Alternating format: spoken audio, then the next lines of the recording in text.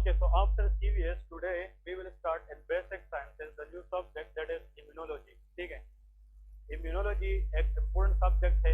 इससे रिलेटेड आप लोगों को बहुत सारी चीज़ें हैं जो एग्जाम के लिए जानना होगी। ठीक है, इम्यूनोलॉजी के अंदर हम सबसे पहले जो डिस्कस करेंगे दैट इज अबाउट इम्यूनिटी के what is meant by immunity.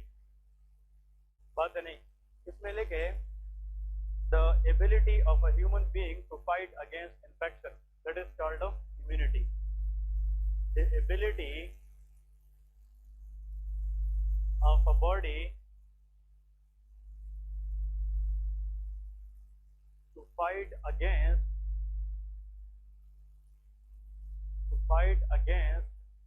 different infections or pathogens that is called of immunity. Immunity के फिर कई अक़साम हम पढ़ेंगे, डिफरेंट किस्म पढ़ेंगे, पैसिव इम्यूनिटी, एक्टिव इम्यूनिटी, इसको हम कहते हैं innate immunity, acquired immunity. There are different types of immunity, लेकिन ओवरऑल अगर हम एक बैनर में बात करें, ये वो एबिलिटी है बॉडी की जो इन्फेक्शन के खिलाफ फाइट करे और बॉडी को सर्टेन इन्फेक्शन से प्रिवेंट करे। इसको हम इम्यूनिटी कहते हैं। जिस ऑर्गन के जरिए बॉडी इम्यूनिटी शो करती है उसको लिम्फॉइड ऑर्गन कहते हैं। क्या कहते हैं? Lymphoid organ. यहाँ पे हेडिंग दे दे कि what is meant bye lymphoid organ. Actually, these are those organs which provide immunity. ये वो ऑर्गन है जो बॉडी को क्या प्रोवाइड करती है? इम्यूनिटी। तो इसमें लेके organ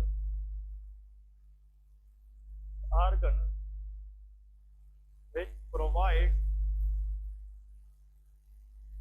immunity that is known as lymphoid organ. lymphoid organs को हम मजीद डिवाइड करते हैं दो टाइप्स में। The lymphoid organ is further divided into two types. ठीक है, first of all, primary lymphoid organ. Primary lymphoid organ और एक को हम कहते हैं secondary lymphoid organ. Secondary lymphoid organ. ठीक है, ये दो किस्म के lymphoid organ हैं। प्राइमरी लिम्फॉइड ऑर्गन के बारे में एक पॉइंट याद रखें कि वो ऑर्गन होते हैं जिसमें लिम्फोसाइट की सिंथेसिस होती है। क्या होती है? सिंथेसिस। लिम्फोसाइट में B lymphocyte and T lymphocyte. यहाँ पे लेके द ऑर्गन वेयर लिम्फोसाइट और प्लीज रिमेंबर लिम्फोसाइट में भी B lymphocyte and T lymphocyte. lymphocyte synthesize और mature, ये दो बात इसकी रिक्वायरमेंट है और ये एनालिसिस स्टेप 2 के अंदर पोस्ट की वाइवा में भी पूछी जाती है। ठीक है, what is lymphoid organ? Primary का मतलब क्या है? सिंपल बात में याद रखिए, ये वो ऑर्गन है जहाँ पे या तो लिम्फोसाइट की सिंथेसिस हो या उन लिम्फोसाइट की क्या हो? मैच्योरेशन हो, उसको प्राइमरी लिम्फॉइड ऑर्गन कहते हैं। फिर आप लोगों ने एग्जाम्पल्स में याद रखना है, the first primary lymphoid organ is bone marrow. क्या है? Bone marrow. बोन मैरो के अंदर लिम्फोसाइट की सिंथेसिस होती है। बी लिम्फोसाइट और टी लिम्फोसाइट ये दोनों कहाँ पे बनते हैं? बोन मैरो में। और फिर एक उसमें लेके very important that is called of thymus. Thymus is a smaller gland present in the front of the neck. Thymus के अंदर किसी भी लिम्फोसाइट की सिंथेसिस नहीं होती, लेकिन इसके अंदर टी लिम्फोसाइट की मैच्योरेशन होती है। क्या होती है? टी लिम्फोसाइट की मैच्योरेशन। ये दोनों प्राइमरी लिम्फॉइड ऑर्गन है।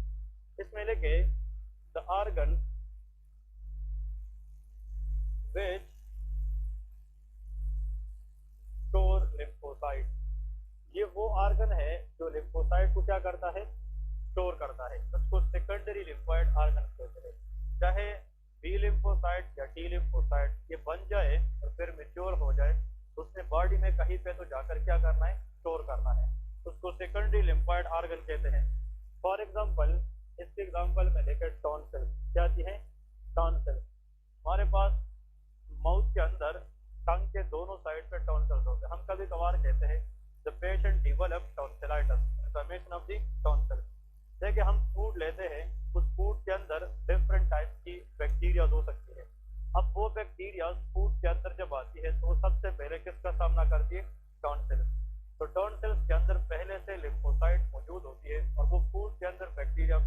खत्म करती है। यहाँ पे पॉइंट में आप लोगों ने याद रखना है, those tonsils in the mouth which present on both sides of the tongue, it is known as palatine tonsils। इसको क्या कहते हैं? palatine tonsils। लेकिन आप लोगों को ये पॉइंट लाना चाहिए कि बॉडी के अंदर इस थ्रोट एरिया में टॉन्सिल्स के डिफरेंट अकसाम थे। एक को हम कहते हैं ट्यूबल टॉन्सिल्स। कौन से? Tubal tonsils, palatine tonsils, pharyngeal tonsils and lingual tonsils. There are different types of tonsils, लेकिन most common affected tonsil is known as palatine tonsil. ENT के अंदर जब भी टॉन्सिलाइटिस का वर्ड आता है तो ये इन्फेक्शन होती है किस टॉन्सिल की? Palatine tonsil. ये टंग के दोनों तरफ मौजूद होते हैं। देखिए टॉन्सिल्स को जब हम माइक्रोस्कोपिकली देखते हैं तो tonsils look like this. Tonsils की जो शक्ल है वो हमें ऐसा नजर आती है, इरेगुलर नजर आती है। और इस टॉन्सिल्स के ऊपर एपिथेलियल सेल्स होती है। कौन सी? Epithelial cell. और ये जो एपिथेलियल सेल्स है, टॉन्सिल की जो सरफेस है, इसमें ये डिप्रेशन होती है। These depression are called crypt. तो क्या कहते हैं? Tonsillar crept.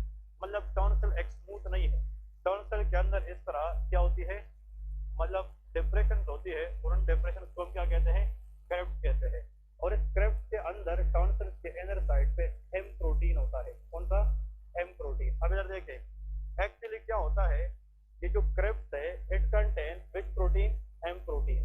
अब जब हम फूड लेते हैं और उसमें बैक्टीरिया हो, तो वो बैक्टीरिया जब टॉन्सिल से गुजरती है तो इस क्रेप्ट के अंदर फंस जाती है। Those bacteria who trapped in the crypt, they are taken by the M protein, और M protein वो बैक्टीरिया अंदर T lymphocyte या B lymphocyte को प्रेजेंट करती है, और उसके जरिए बैक्टीरिया की क्या हो जाती है? डेथ हो जाती है। तो कहने का मतलब ओवरऑल ये है कि tonsils in the mouth act as a secondary lymphoid organ. हाँ जी, क्या? ओके, वेरी गुड क्वेश्चन ही है। Normal flora of the mouth, जिसको हम कहते हैं नॉर्मल फ्लोरा या यूजफुल बैक्टीरिया। टॉन्सिल के अंदर जो लिम्फोसाइट्स है उसके साथ जेनेटिक इंफॉर्मेशन ऐसी है वो डिफरेंशिएट करती है कि पैथोजेनिक बैक्टीरिया क्या है और सेल्फ बैक्टीरिया क्या है। तो सेल्फ बैक्टीरिया और फॉरेन बैक्टीरिया के अंदर जेनेटिक इंफॉर्मेशन के जरिए वो क्या करती है? डिफरेंशिएशन करती है। लेकिन कभी कभार ऑटो इम्यून डिजीज होती है जिसमें एबनॉर्मल के साथ साथ नॉर्मल बैक्टीरिया भी डैमेज हो जाती है। ठीक है, वो फिर स्पेशल कंडीशन है। नेक्स्ट है spleen. Spleen is one of the secondary largest immunological organ. जिस तरह के हम कहते हैं कि लीवर हमारे राइट साइड पे है, तो स्प्लीन किस साइड पे है? लेफ्ट साइड पे। और बॉडी के अंदर secondary largest organ, lymphoid organ, that is called spleen. Spleen के साथ साथ नेक्स्ट है Peyer's patches. Peyer's patches are the lymphoid tissues present in the small intestine. ये कहाँ पे होती है? Small intestine. और इस पियर्स पैचेस के अंदर भी हमारे पास डिफरेंट किस्म के लिम्फोसाइट स्टोर हो जाते हैं। Peyer's patches is the part of small intestine. ये किसका पार्ट है? Small intestine. Act as secondary lymphoid organ.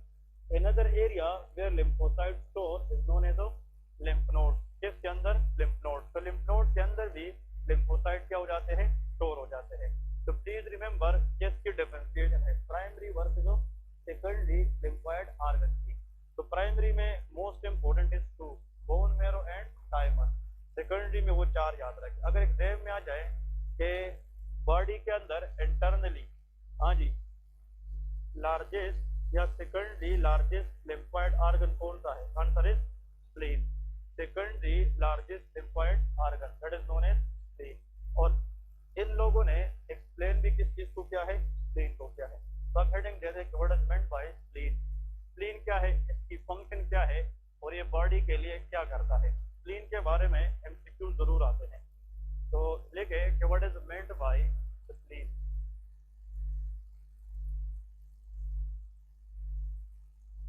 देखिए, the largest secondary lymphoid organ that is known as a spleen. Largest secondary lymphoid organ that is spleen. इसकी location लिखे, spleen कहाँ पे located है? Present in the left upper quadrant. ये कहाँ पे होता है? Left upper quadrant. It is present in the, हाँ जी,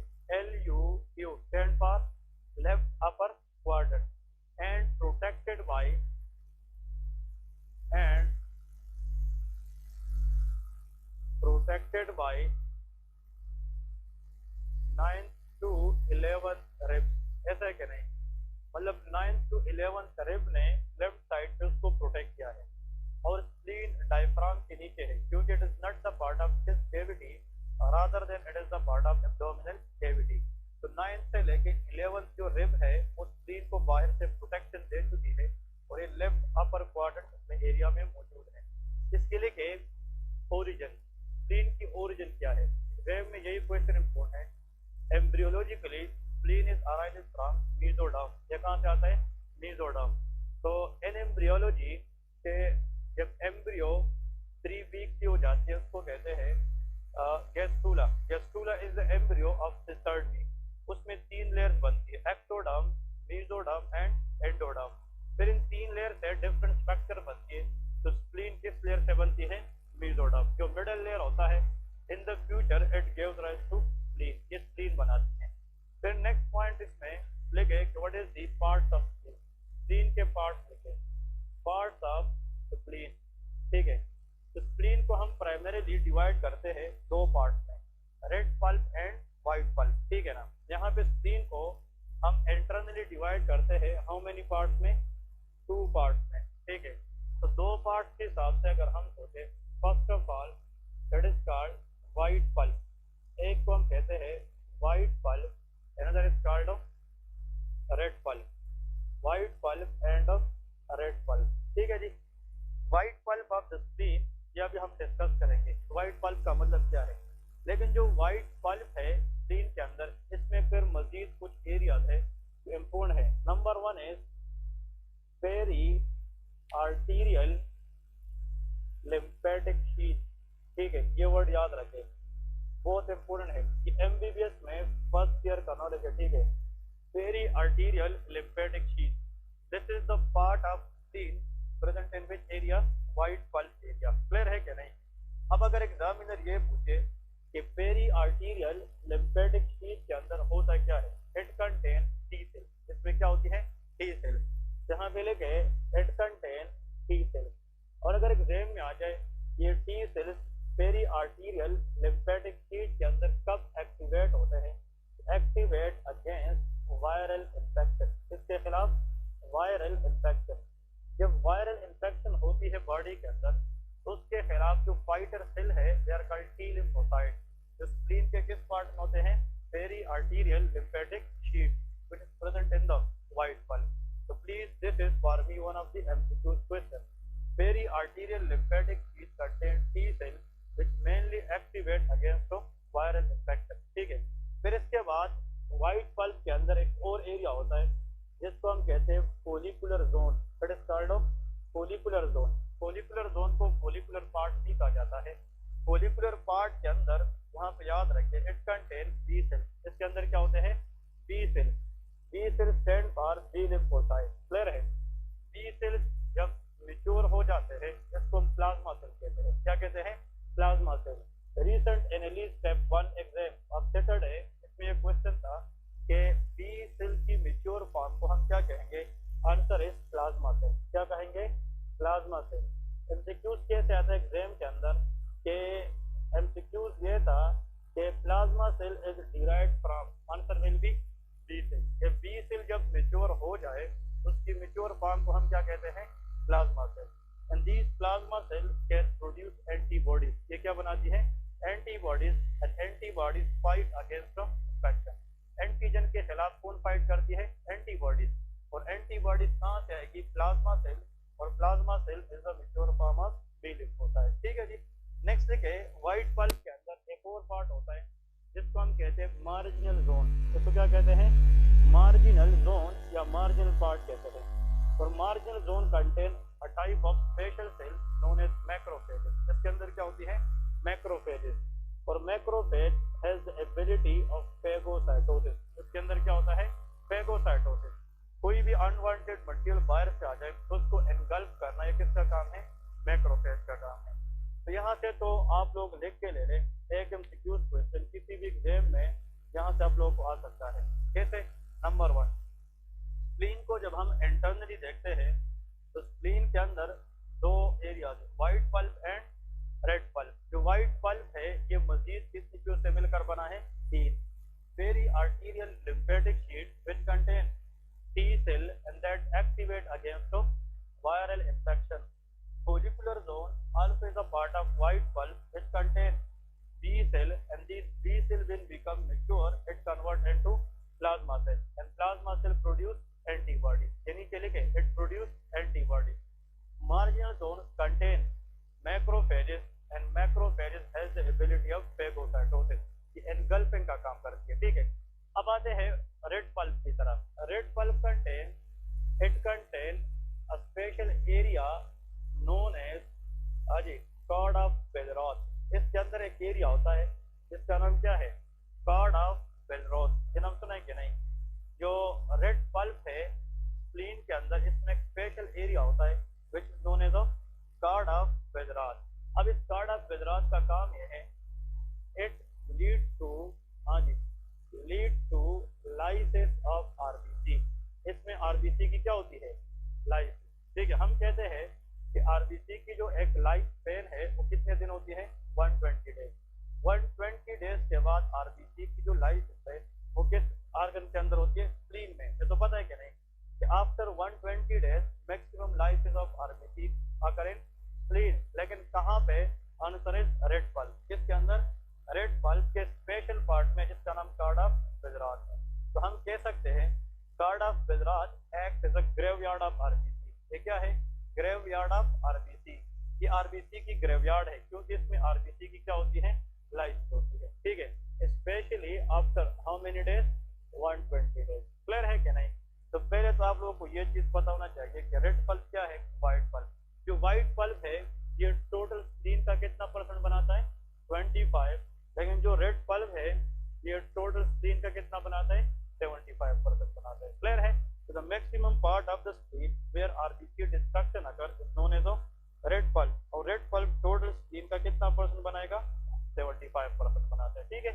और इसमें रेड पल्प के अंदर यहाँ पे लेके second thing, it contain and artery. इसमें क्या होती है, एंड आर्टरी। एंड आर्टरी से मुराद ये है, देखिए अगर ये फॉर एग्जांपल एक आर्टरी है, तो this artery is connected with when by the help of capillary. ये वेन है। इधर देखिए ये बॉडी का एक असूल है कि अगर एक साइड पे आर्टरी हो, दूसरे साइड पे वेन हो, तो उसके दरमियान कैपिलरी होती है। कुछ एरियाज में आर्टरी जो है वो डायरेक्ट खत्म हो जाती है और आर्टरी के साथ कैपिलरी डायरेक्ट कनेक्टेड हो नहीं होती, डायरेक्ट कनेक्टेड हो नहीं होती, और यहाँ से वेन जाते हैं। Can this artery connect to the capillary? No, we say this artery and here, और इसकी जो फ्लूइड है वो नीचे गिरेगी और ये फ्लूइड फिर इस तरह कैपिलरी में जाएगी। लेकिन ये आर्टरी डायरेक्ट कैपिलरी के साथ कनेक्ट हो नहीं है। इस किस्म की आर्टरी को हम क्या कहते हैं, एंड आर्टरी कहते हैं। बस समझ गए क्या नहीं? अब इसका फायदा क्या है वो भी अभी मैं समझाऊंगा, एंड आर्टरी क्यों होती है।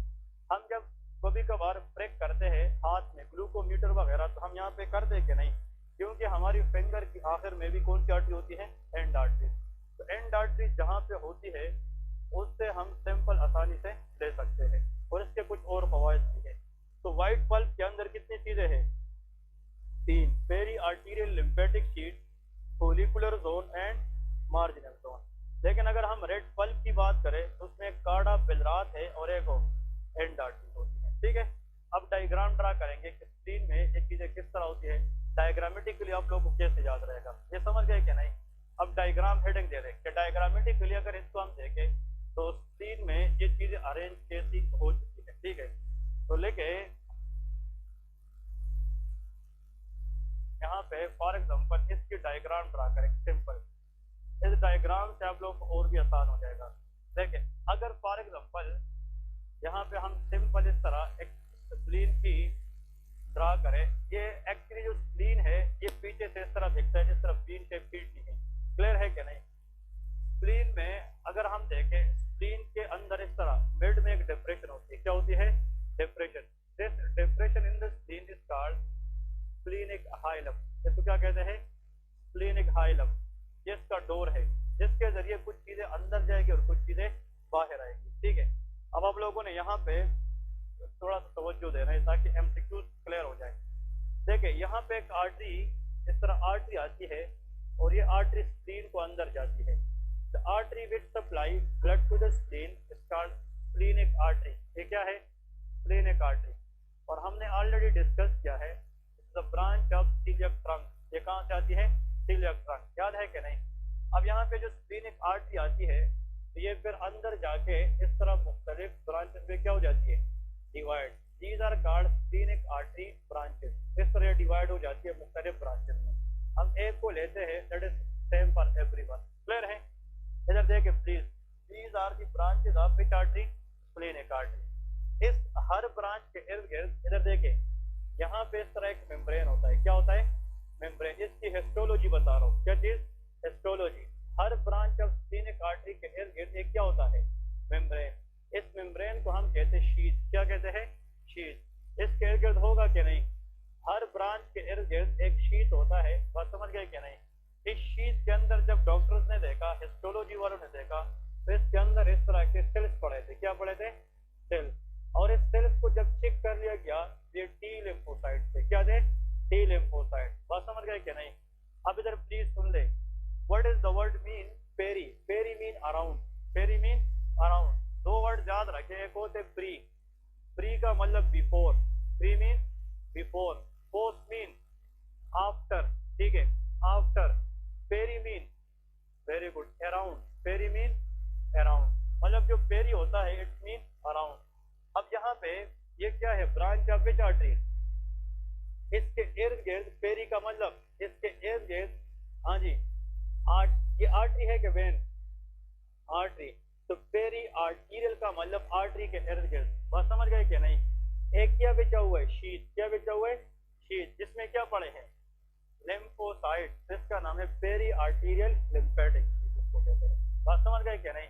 पेरी मीन अराउंड, किस चीज के इर्द गिर्द, आर्टरी। तो पेरी आर्टीरियल लिम्फेटिक शीथ है, क्योंकि इसके अंदर टी लिम्फोसाइट है, क्लियर है कि नहीं। यहाँ पे इस पेरी आर्टीरियल लिम्फेटिक शीथ के अंदर कौन से सेल्स होते हैं, टी सेल्स होते हैं। इसके बाहर यहाँ पे कुछ और सेल्स पड़े होते हैं। The area around the peri arterial lymphatic sheath, ये फोलिकुलर जोन है, कौन सा है, follicular, FZ mean follicular zone. और इसमें कौन से सेल है, बी सेल। और इस फोलिकुलर जोन के बाहर यहाँ पे इस तरह अरेंज हुए हैं मैक्रोफेजेस, ये कौन सा पार्ट है, दिस कॉल्ड मार्जिनल जोन। और मार्जिनल जोन के अंदर क्या है, मैक्रोफेजेस। अब इधर देखें, this is peri arterial lymphatic sheath which contain T cell, follicular zone contain B cell and marginal zone contain macrophage। इन सब चीजों को इकट्ठा हम व्हाइट पल्प कहते हैं, क्या कहते हैं, white pulp. This area is called white pulp. अब क्या होता है, ये इस तरह इधर भी होगा ना, इधर भी होगा सारा। अब जहाँ पे ये आर्टरी, ये ब्रांच खत्म हो जाती है, इधर देखें ये ब्रांच खत्म हो जाती है, तो यहाँ पे कैपिलरीज पड़ी है, क्या पड़ी है, कैपिलरीज। लेकिन हम सिक्योर याद रखें, ये कैपिलरीज अदर कैपिलरी से डिफरेंट इसलिए है कि थोड़े से क्या होते हैं, dilated. The dilated capillaries present inside which organ, spleen is known as sinusoid, इसको क्या कहते हैं, साइनोसाइड।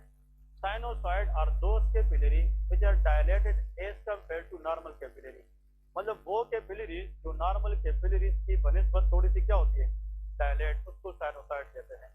लीवर में भी साइनोसाइड है, स्प्लीन में भी साइनोसाइड है, क्लियर है। अब ये कैपिलरी इधर भी होगी, इधर भी होगी, ये सारी कैपिलरी पे ग्रुप टुगेदर हो जाती है, इकट्ठी हो जाती है, और इन कैपिलरी की यूनियन से एक ब्रिक क्या बनता है, वेन बनता है, जिसको हम स्प्लीनिक वेन कहेंगे, क्या कहेंगे, स्प्लीनिक वेन। और ये स्प्लीनिक वेन फिर हाइलम के जरिए बाहर जाके पोर्टल वेन में जाएगा, किसमें, पोर्टल वेन, और वो लीवर में जाएगा। बस समझ गए कि नहीं। यहाँ पे क्या चीज आप लोग को समझ आई, ये जो डायलेट कैपिलरी है ये इस आर्टरी के साथ डायरेक्ट कनेक्टेड हो नहीं है, बस समझ गए कि नहीं। अब इधर देखें, now this artery is called which artery, very good, this artery is called and artery. और ये क्या है, डायलेटेड कैपिलरी। ये बात समझने वाली है कि डायलेटेड कैपिलरी और एंड आर्टरी के दरमियान एक स्पेस है कि नहीं है, हाँ जी, स्पेस है कि नहीं, डिफाइन करें। This is a space between and artery and dilated capillary, इसका कार्डा पेदरास, इसको कार्डा पेदरास कहते हैं, स्पेस को कार्डा पेदरास कहते हैं। हमने कहा था कि जो रेड पल्प है इसमें एंड आर्टरी है और कार्डा पेदरास है। व्हाट इज कार्डा पेदरास, it is nothing but it is a space between dilated capillary and artery. और इस कार्डा पेदरास के अंदर भी heavily it is loaded with what, answer is macrophage. तो व्हाइट पल्प के अंदर मैक्रोफेज कहाँ पे है? मार्जिनल जोन में। लेकिन रेड पल्प के अंदर कार्डापेलराज के अंदर होते हैं, ठीक है। अब इधर प्लीज बहुत इंपॉर्टेंट बात समझनी है कि यहाँ पे जब ब्लड आएगी स्प्लेनिक आर्टरी के जरिए, उस ब्लड में आरबीसी होगी क्या? नहीं। अब ये आरबीसी जब इधर आर्टरी में आती है, तो इस आर्टरी से वो आरबीसी लीक करके किस फेस में आ जाती है? कार्डापेलराज। कार्डापेलराज के अंदर जब मैक्रोफेज देखती है यार इस आरबीसी की अब टाइम खत्म हो चुकी है, तो उसको क्या करती है? लाइस कर देती है। इसलिए लाइसिस ऑफ आरबीसी अगर इन कार्डापेलराज ड्यू टू हेवीली मैक्रोफेज, ठीक है। जब ये लाइस करेगी तो आरबीसी की ब्रेकडाउन होगी क्या? नहीं। अब यहाँ पे आरबीसी की लोड ज्यादा है कि कम? ज्यादा। और आरबीसी कंटेन हीमोग्लोबिन, और हीमोग्लोबिन लुक लाइक रेड और येलो, रेड। इसलिए इस एरिया को आरबीसी ज्यादा की वजह से कौन सा पल्प किया जाता है? रेड पल्प किया जाता है। क्लियर है कि नहीं? इस एरिया कर लो रेड पल्प। अब एक पॉइंट याद रखें, अगर फॉर एग्जांपल ये आर्टरी किसके साथ इस तरह डायरेक्टली कनेक्ट होती? आर्टरी के साथ, तो फिर आर्टरी से कैपिलरी में ब्लड जल्दी आता है कि स्लोली? जल्दी।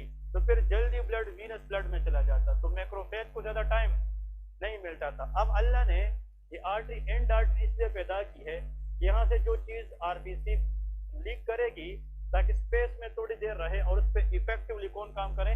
मैक्रोफेजेस, और उसको खत्म कर सके। तो कार्डापेलराज की सिग्निफिकेंस है it provides time for macrophages to act on the RBC. Now that is good or bad? That is good for the body. Clear है? क्योंकि फिनाइल आरबीसी का मतलब ओल्डर आरबीसी जिसकी टाइम 120 डेज हो चुकी हो, तो यहाँ से लाइस होकर खत्म हो जाती है और फिर ये ब्लड वापस वीनस स्प्लेनिक वेन में आ जाती है। क्लियर है? तो this space is area white pulp और इसके नीचे क्या था? Red pulp. अब इसमें एक पॉइंट आता है, लिखे एक केस लिखे एमसीक्यूज, इसके साथ एक केस आता है, क्लिनिकल केस बहुत इंपोर्टेंट है कि a 22-year-old male came to the clinic with complaint of sore throat. Pain in the throat is called a sore throat, painful throat, ठीक है। नेक्स्ट ठीक है dysphagia, difficulty in swallowing the food, dysphagia। Clear है? अगर बंदा सही खुराक ना खा सके, उसको मुश्किलात हो खाने में, क्या कहते हैं? dysphagia। नेक्स्ट ठीक है fever and fatigue, ठीक है। On examination pharynx is inflamed, pharynx क्या है? inflamed है। It means the patient is diagnosed for pharyngitis, ठीक है। and investigation and on palpation the spleen is enlarged, spleen क्या है?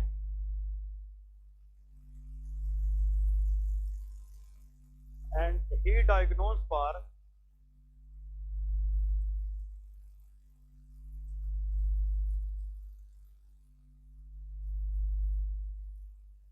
infectious mononucleosis, ये डिजीज है infectious mononucleosis। what is the reason behind splenomegaly? enlargement of the spleen is called splenomegaly। ये question आता है exam में, ठीक है। ये गलत नहीं करना। अब देखिए हम पढ़ते इम्यूनोलॉजी है, इम्यूनोलॉजी बेस को आप लोगों से क्लिनिकल पैथोलॉजी एक्सपेक्ट करते हैं कैसे। अब इसमें सबसे पहले मेजॉरिटी लोगों को ये नहीं पता कि इन्फेक्शियस मोनोन्यूक्लियोसिस क्या है। ये एक इन्फेक्शन है जो सलाइवा के जरिए एक बंदे से दूसरे को लग सकती है। इन्फेक्शियस मोनोन्यूक्लियोसिस, इसकी जो मोड ऑफ ट्रांसमिशन है दैट इज सलाइवा। ये क्या है? सलाइवा। नेक्स्ट पॉइंट याद रखें, infectious mononucleosis it is caused by Epstein Barr virus. ये किस वजह से होता है? एप्स्टीन-बार वायरस, इसको हम EBV कहते हैं। EBV stand for Epstein Barr virus. This virus can transfer from one person to another through saliva. और ये वायरस जब सलाइवा के जरिए आ जाए, या तो ये टॉन्सिलाइटिस कराता है या फेरिंजाइटिस करा सकता है। और coitus or pharyngitis is caused by Epstein-Barr virus infection is known as infectious mononucleosis. इस बंदे की जो स्प्लीन साइज डॉक्टर ने देखा, पल्पेट किया, उसका स्प्लीन साइज क्या है, बड़ा हो चुका है, ज्यादा splenomegaly. What is the reason? Reason क्या है? जिसको ये आंसर पता है रेस पर है. हाँ, accident. This is the answer. ठीक है ना यार. देखे आप लोग सारे सोए हुए. वजह क्या है कि infectious mononucleosis is a bacterial infection or viral. Epstein-Barr ये वायरल इलनेस है ना. जब इन्फेक्शन वायरल हो तो उसके खिलाफ कौन से सेल एक्टिवेट होंगे?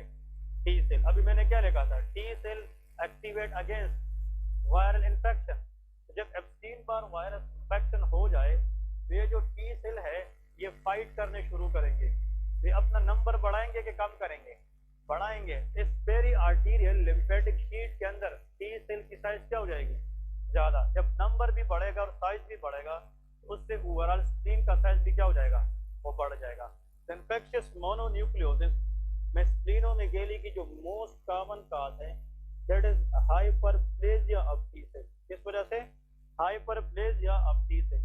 Hyperplasia mean increase in the number. मतलब टी सेल नंबर में बढ़ेंगे तो पेरी आर्टीरियल लिम्फेटिक शीट के अंदर वो ज्यादा स्पेस घेरेंगे और जितना ज्यादा स्पेस वो घेरेंगे उतना स्प्लीन की साइज बढ़ने की ज्यादा चांसेस होंगे. क्लियर है कि नहीं? अब देखिए simple immunology they put in the clinical case. ये बहुत इंपॉर्टेंट है. तो जब भी इन्फेक्शन वायरल हो, कौन सी? वायरल, उसके खिलाफ कौन से सेल एक्टिवेट होंगे? T cell. और T cell present in the peri arterial lymphatic sheath. और जितना टी सेल इन्फेक्शन के खिलाफ ज्यादा काम करेंगे तो उसका नंबर ज्यादा होगा कि कम? ज्यादा. तो अगर ये नंबर में बढ़ेंगे तो इस शीट को भी इंक्रीज करेंगे जिससे पूरे ऑर्गन की साइज क्या हो जाएगी? इंक्रीज हो जाएगी. तो अगर क्वेश्चन में आ जाए कि इन्फेक्शियस मोनोन्यूक्लियोसिस के अंदर स्प्लीनोमेगाली हो सकती है कि नहीं, यस. इसका वजह यह है कि increase in the number of which cell? T cell. ठीक है. आखिर में नोट में देखें. नोट में स्प्लीन इज मेनली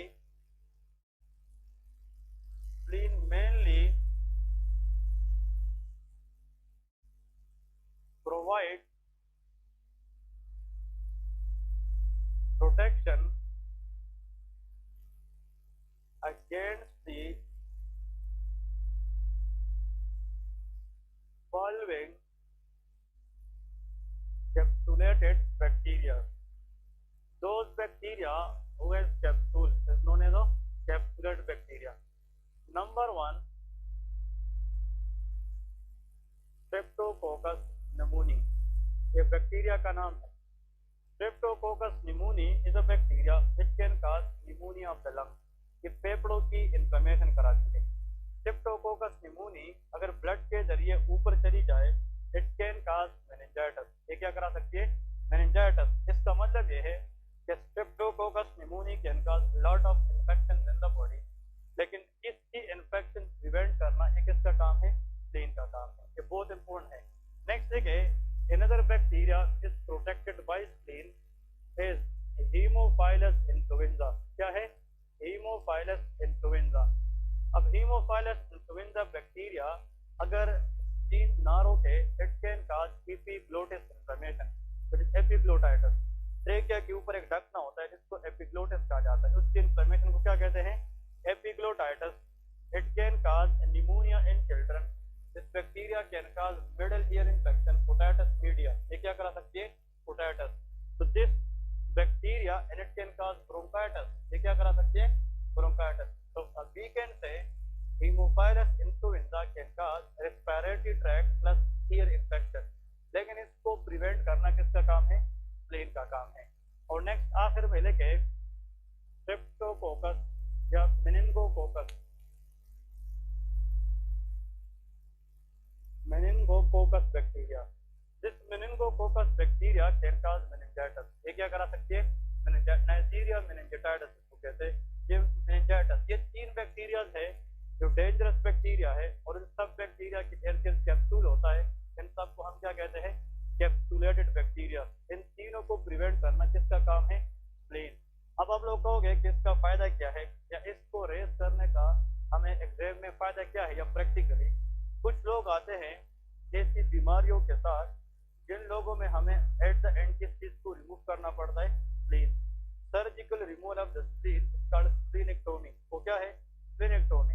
लेकिन अगर आप किसी बंदे को स्प्लीनेक्टोमी करते हैं तो पहले उस बंदे को कितनी बैक्टीरिया के खिलाफ वैक्सीन देंगे? 3।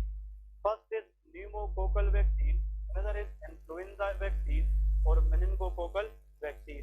एग्जाम में अगर यह आ जाए कि हाउ मेनी बैक्टीरिया उसके खिलाफ वैक्सीन करने चाहिए अगर हम स्प्लीन को रिमूव करेंगे, तो हाउ मेनी बैक्टीरिया? 3। तो इसमें आप लोगों ने लिखना है कि all people, all patients should receive या should vaccinate against these bacteria, हाँ जी, 21 days, कितने? 21 days prior to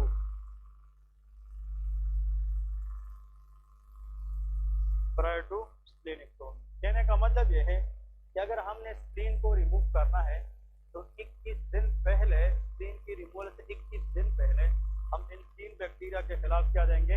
वैक्सीन देंगे। अगर इसको हम वैक्सीनेट ना करें और स्प्लीन डायरेक्ट रिमूव करें, उन लोगों को आफ्टर स्प्लीनेक्टोमी इन 3 बैक्टीरिया की इन्फेक्शन चांसेस ज्यादा होगी। बात समझ गए कि नहीं? इसलिए उन लोगों को स्प्लीन की रिमूवल से पहले क्या करते हैं? वैक्सीनेट करते हैं। ठीक है जी। तो this what all about the spleen and it's histology. इसके बाद नेक्स्ट पढ़ेंगे बस। ओके, तो इधर देखें, 2 चीजें याद रखें। इंपोर्टेंट क्या चीज इसमें? आप देखें, आखिर में जो चीज आप लोगों ने जहन में याद रखनी वो ये है, प्राइमरी लिम्फोइड ऑर्गन वो है जिसमें या तो लिम्फोसाइट बने या उसमें मैच्योर हो जाए। वो क्या है? Primary lymphoid organ. जिस ऑर्गन में लिम्फोसाइट सिर्फ स्टोर हो जाए तो क्या है? Secondary lymphoid organ. ठीक है। Largest secondary lymphoid organ is, very good, spleen. Spleen present on which side of the body? Left upper quadrant, protected by 9th 11th rib. Spleen किसके ओरिजिन से बना है? मीजोडर्म। स्प्लीन के अंदर T lymphocyte किस part में होती है? Peri arterial lymphatic sheath. फिर स्प्लीन के अंदर आरबीसी की लाइसिस कहाँ पे होती है? कार्ड्स ऑफ बेजरात के अंदर। Cords of Billroth is a part of red pulp and these 3 are the part of white pulp। Spleen की जो साइज बढ़ती है इंफेक्शियस मोनोन्यूक्लियोसिस के अंदर, is caused by Epstein-Barr virus। It is due to the increased number of T cells present in periarterial lymphatic sheet। और spleen protect करती है body को कैप्सुलेटेड बैक्टीरिया के खिलाफ, और उसके नाम ये है। कितने दिन पहले स्प्लीन की रिमूवल से हम इन 3 बैक्टीरिया के खिलाफ वैक्सीन देंगे? 21 डेज। क्लियर है कि नहीं? अगर एक बंदा है वो ऊपर 3rd फ्लोर 4th फ्लोर या तरफ से कोई बंदा गिरे और उसकी ये जगह लग जाए और उस पर स्प्लीन रप्चर हो जाए, क्या हो जाए? स्प्लीन। तो उसमें हम फिर दिन नहीं दे सकते, वो इमरजेंसी है। ऐसी सर्जरी जिसमें हम पेशेंट को बताते हैं कि घर मशवरा करके आए, जिसको कहते हैं इलेक्टिव सर्जरी। क्या कहते हैं? इलेक्टिव, जिसपे हम पेशेंट को टाइम देते हैं। कुछ एरियाज ऐसी होती है जिसमें हम टाइम नहीं दे सकते, इसको इमरजेंट सर्जरी कहते हैं। क्या? इमरजेंट, इमरजेंसी में करते हैं। तो स्प्लीन को रिमूव करेंगे तो रिमूवल के बाद फिर इन 3 क्या देंगे? वैक्सीन देंगे। और उस बंदे को लॉन्ग लाइफ, ज्यादा टाइम के लिए कौन सी चीज देंगे? सेफ्ट्राइजोन, ताकि उसमें बैक्टीरियल इन्फेक्शन के चांसेस कम हो जाए। लेकिन इलेक्टिव सर्जरी के अंदर स्प्लीन रिमूवल से पहले 21 डेज अगो हम इन 3 बैक्टीरिया के खिलाफ वैक्सीन देते हैं। ठीक है। ओके, लव 12:45 तक पहुंचा करें। हाँ सारा